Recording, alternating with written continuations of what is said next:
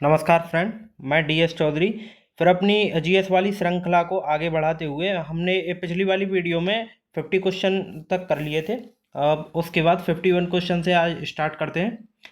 अभी वैदिक संस्कृति ही चल रही है, उसमें जो जिसके टॉप क्वेश्चन है वो सारे के सारे मैं आपको करा रहा हूँ, जो आरएएस पीसीएस जैसी विभिन्न प्रतियोगी परीक्षाओं में पूछे गए हैं। ठीक है, आप जीएस की बिल्कुल टेंशन मत लीजिए। जीएस में सारी आपको बिल्कुल एक कवर करा के चलूँगा, जिसमें से आपका मेरी कोशिश रहेगी कि आपका कोई भी क्वेश्चन आपका न छूटे। तो इसमें अथर्ववेद, ऋग्वेद, यजुर्वेद, सामवेद, ये इनका सुमेलित करना है। तो सामवेद में क्या मिलता है? संगीत से संबंधित। अथर्ववेद में औषधियों से संबंधित। ऋग्वेद में ईश्वर महिमा और यजुर्वेद में बलिदान। तो हमारा रहेगा 3-1-2-4। आंसर क्या बन गया हमारा? फर्स्ट। नेक्स्ट, चरक संहिता नामक पुस्तक किस विषय से संबंधित है? चरक संहिता किससे? अर्थशास्त्र, राजनीति, चिकित्सा और धर्म। किससे? चिकित्सा से। अर्थशास्त्र के लेखक कौन है? अर्थशास्त्र के लेखक हैं चाणक्य। चाणक्य को क्या बोला जाता है? मेक्यावली।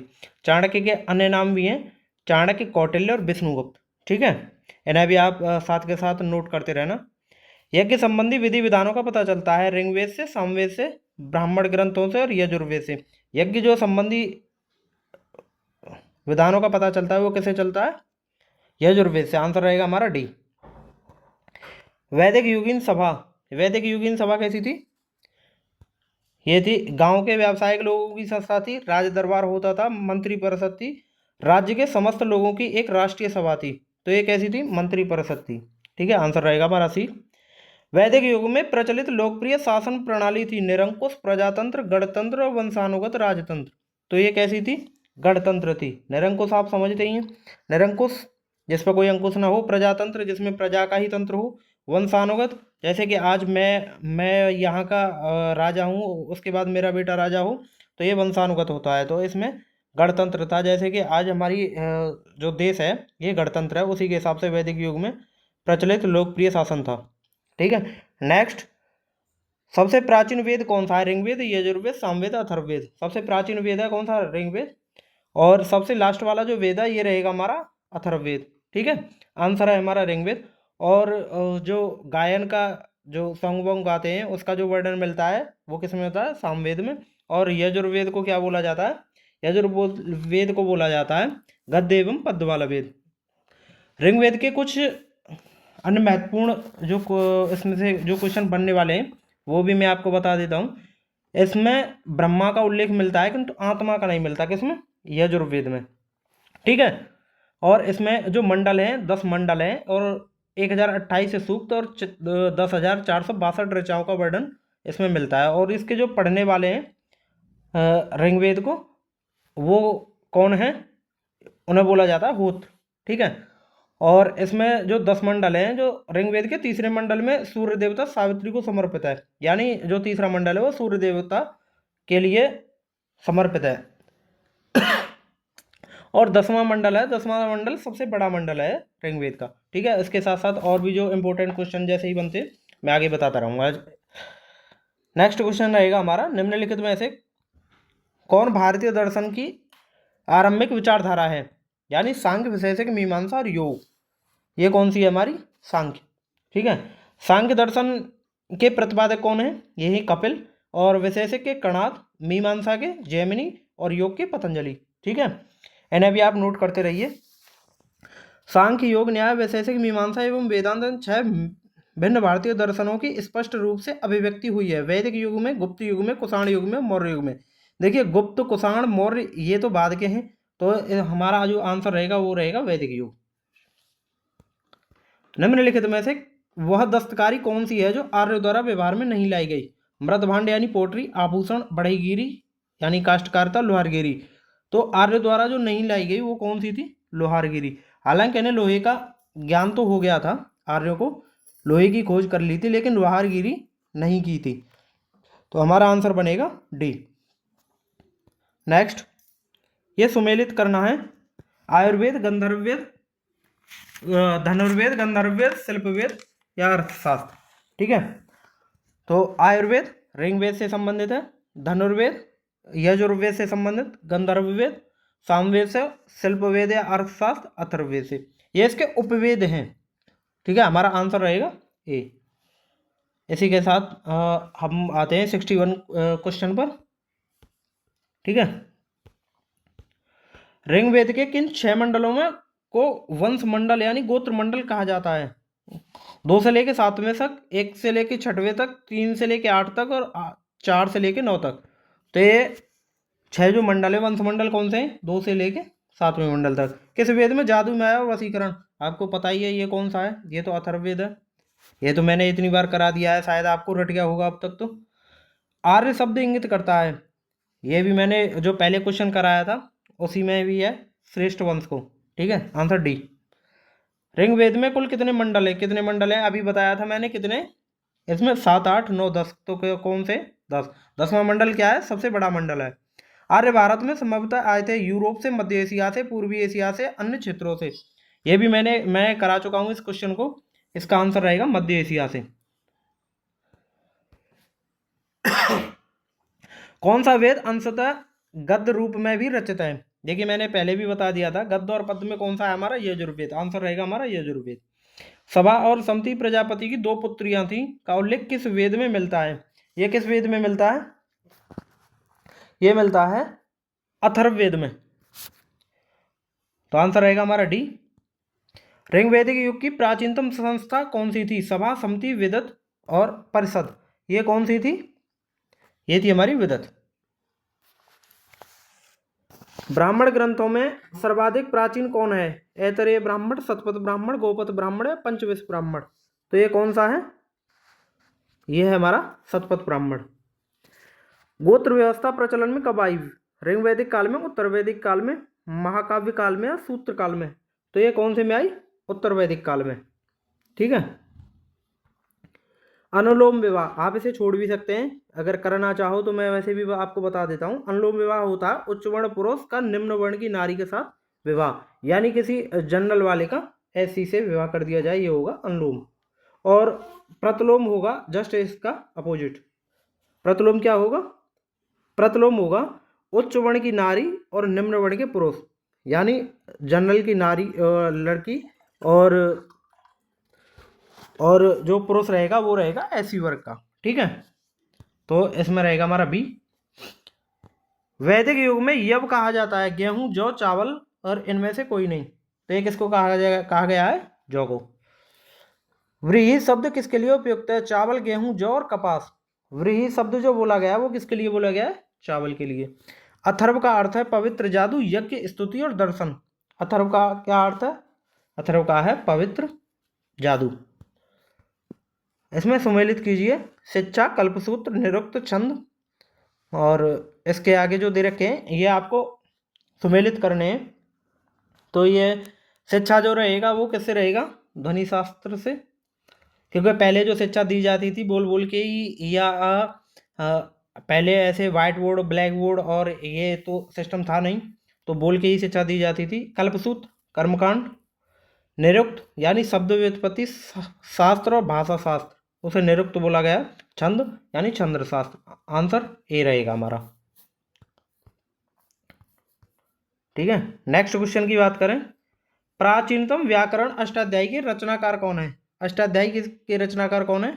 अष्टाध्यायी के रचनाकार है पाणिनि। निम्न में से कौन सी स्मृति प्राचीनतम है? मनु स्मृति, याज्ञवल्क्य की स्मृति, नारद स्मृति और पाराशर स्मृति। तो आंसर हमारा कौन सा रहेगा? मनु स्मृति। आदि काव्य की संज्ञा किसे दी जाती है? आदि काव्य की संज्ञा किसे दी जाती है? रामायण, महाभारत, गीता या भागवत पुराण। तो ये किसको दी जाती है? रामायण को। रामायण के रचयिता कौन है? रामायण के रचयिता है वाल्मीकि। महाभारत, भागवत पुराण और गीता के जो रचयिता हैं तीनों के, वे कौन है? ये हैं वेद व्यास। प्राचीनतम पुराण है मत्स्य पुराण, भागवत पुराण, विष्णु पुराण या वायु पुराण। तो प्राचीनतम जो पुराण है ये है मत्स्य पुराण। अच्छा, इसमें विष्णु पुराण किससे संबंधित है? विष्णु पुराण है मौर्य वंश से संबंधित, और वायु पुराण गुप्त वंश से संबंधित। बीच बीच में आपको मैं ये डिस्कस करता रहूँगा, क्योंकि अगर मैं सब कुछ बताने लगा तो वीडियो बहुत लंबा चला जाएगा, और मैं आपको देना चाहता हूँ कम टाइम में ज़्यादा से ज़्यादा क्वेश्चन। ठीक है, ऋग्वेद में सबसे पवित्र नदी किसे माना गया है? सिंधु, सरस्वती, परुष्णी और शतुद्री। ये किसको बोला गया? सरस्वती को। परुष्णी, परुष्णी रावी, रावी को ऋग्वेद में परुष्णी बोला गया है। शतुद्री यानी सतलज को शतुद्री बोला गया है। ठीक है। वैदिक समाज की आधारभूत इकाई थी कुल, कुटुंब, ग्राम, वंश और जन। तो वैदिक की क्या थी? ये थी कुल या कुटुंब। ऋग्वैदिक काल में उस सबसे प्रधान देवता की पहचान करें जिसकी स्तुति में 250 सूक्तों की रचना की गई है। इंद्र, अग्नि, वरुण और सूर्य किसके लिए हैं? ये है सूर्य के लिए 250 सूक्तों की रचना। ठीक है। इंद्र, अग्नि, वरुण, ये मैं सारे सब कुछ कराऊंगा आपको, आगे आगे बीच में बताता रहूंगा कितने सूक्तों की किसके लिए रचना की गई है। किस वेद में सभा को नरेष्ठ अर्थात सामूहिक वाद विवाद या अनुल्लंघनीय कहा गया है? ऋग्वेद, यजुर्वेद, सामवेद, अथर्ववेद। ये किसको बोला गया है? ये बोला गया है अथर्ववेद को। किस रचना में नारी को सुरा और पांसा की 7 3 प्रमुख बुराइयों में शामिल किया गया है? यानी नारी को एक दोष बताया गया है। ये कौन सा है? मैत्रायणी संहिता, जाबाल उपनिषद, शतपथ ब्राह्मण, छंदोग्य उपनिषद। ये क्या है? मैत्रायणी संहिता। उत्तर वैदिक काल में किस देवता को सर्वोच्च स्थान प्राप्त था? उत्तर वैदिक में किस देवता को था? ये था प्रजापति, इंद्र, विष्णु या रुद्र। ये थे प्रजापति। आंसर ए रहेगा हमारा। सुमेलित करें। राजसूय यज्ञ, अश्वमेध यज्ञ, वाजपेय यज्ञ। आप इसे अगर करना चाहो कर भी सकते हैं और छोड़ना चाहो छोड़ भी सकते हैं, क्योंकि ये इतना इम्पोर्टेंट नहीं है। तो मैं करा देता हूँ। इसका जो आंसर रहेगा हमारा 1 2 3 4 ए। ठीक है। सूची फर्स्ट का सूची सेकंड के साथ आपको मिलान करना है। ये आपके लिए इंपॉर्टेंट है, ये करना है। परुष्णी, शतुद्री, अस्कनी, विपाशा। देखिए ऋग्वेद के में जो उल्लिखित नाम है वो दे रखे हैं, और आधुनिक नाम आज के टाइम में जो बोला जाता है जिस नदी को, ये नाम दे रखे हैं। परुष्णी, परुष्णी जो आज रावी बोला जाता है उसे ऋग्वेद में परुष्णी बोला गया है। सतलज को शतुद्री बोला गया है, और अस्कनी को चिनाब बोला गया है, और विपाशा को व्यास बोला गया है। ये हमारा आंसर रहेगा 1 2 3 4। Answer A. संस्कारों की कुल संख्या कितनी है? संस्कार कितने हैं? 14, 15, 16 और 18। तो हमारा आंसर रहेगा 16। ठीक है। नेक्स्ट क्वेश्चन, नेक्स्ट क्वेश्चन की बात करें। सुमेलित कीजिए ब्रह्म विवाह, देव विवाह, आर्ष विवाह। आप इसे करना चाहो तो कर भी सकते हैं और छोड़ना चाहो तो छोड़ भी सकते हैं, लेकिन मैं नहीं छोड़ सकता। मैं आपको आंसर बता ही देता हूँ। आप इसे एक बार पॉज करके वीडियो को आप देख सकते हो, उसे अपना दिमाग लगा सकते हो। ठीक है। आंसर रहेगा हमारा ए। सुमेलित करें गंधर्व विवाह, ये भी सेम ऐसा ही है। तो आंसर रहेगा हमारा 1 2 3 4। ये भी है। 3 ऋण में शामिल नहीं है। देव ऋण, पितृ ऋण, ऋषि ऋण या मातृ ऋण। कौन सा ऋण नहीं है? मातृ ऋण। माता को किसी ऋण में नहीं रखा गया है। ऋग्वैदिक काल से संबंधित मृदभांड संस्कृति है। गेरुवर्डी मृदभांड संस्कृति, चित्रित धूसर मृदभांड संस्कृति, और ए और बी दोनों। तो इसमें ऋग्वेद की बात की गई है, यानी पूर्व की ऋग्वैदिक में बोला है गेरुवर्डी मृदभांड संस्कृति। ठीक है। आंसर रहेगा हमारा ए। उत्तर वैदिक काल से संबंधित मृदभांड संस्कृति। अच्छा, गेरुवर्डी मृदभांड संस्कृति और चित्रित धूसर मृदभांड संस्कृति। तो इसमें गेरुवर्डी तो हमारा उसमें हो गया ऋग्वैदिक में। बचा क्या हमारा? चित्रित धूसर मृदभांड। ए और बी दोनों हो नहीं सकते, तो आंसर रहेगा हमारा बी।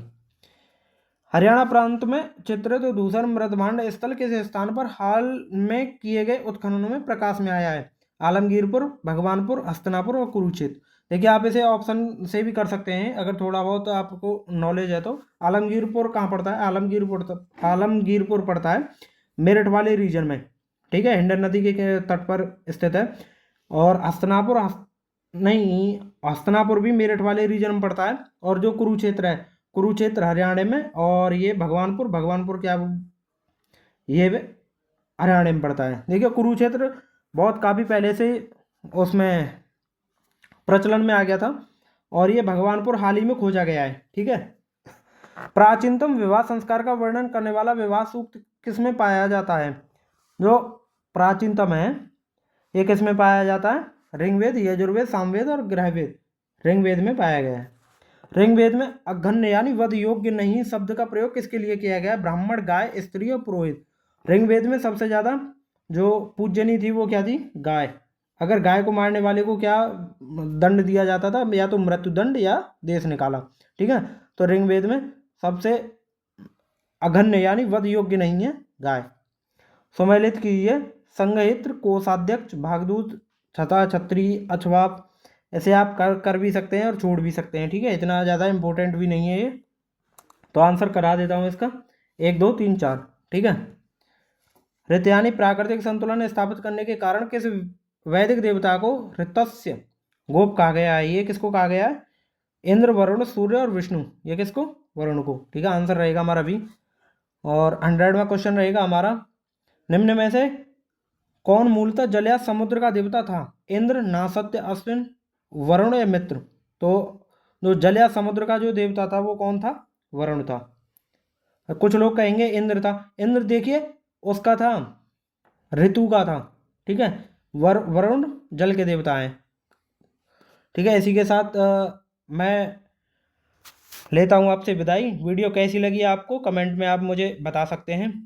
और अगर वीडियो अच्छी लगी हो तो उसको ज़्यादा से ज़्यादा वीडियो को शेयर करें, लाइक करें और चैनल को सब्सक्राइब करें। Thank you very much. Thank you for watching.